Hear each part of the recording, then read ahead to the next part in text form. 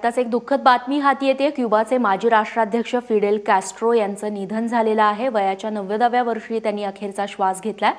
अधिक माहिती सांगतात आमचे प्रतिनिधी नितीन भालेराव आता आपल्यासोबत आहेत। भालेरावजी, काय तपशील?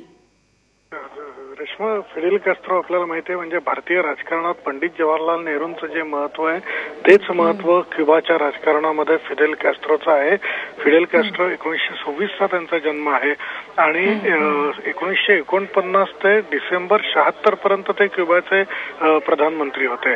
त्यानंतर त्यांनी क्युबा राज्य परिषदेचं अध्यक्षपद स्वीकारलं। क्युबामधून त्यांना काही काळ बाहेर काढण्यात आलं होतं। त्यांनी मेक्सिकोत सहारा घेतला, तिथे सशस्त्र त्यांनी सेना बनवली आणि 1956 मध्ये ते पुन्हा क्युबामध्ये परतले आणि क्युबाची सत्ता काबीज केली।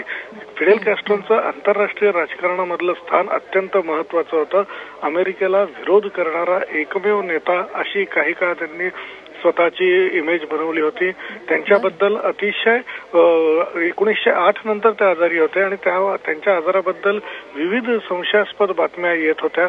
त्यानंतर त्यांनी त्यांचे भाऊ आणि जे उपराष्ट्रपती होते राहुल कास्ट्रो त्यांच्याकडे सगळी सूत्र सत्तेची सोपवली होती आणि गेले काही वर्ष ते आजारपणाशी झुंजत होते।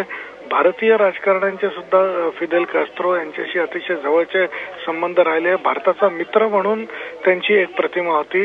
कास्ट्रो यांच्या निधनाने भारताने एक चांगला मित्र आपला गमावला आहे असं म्हणावं लागेल।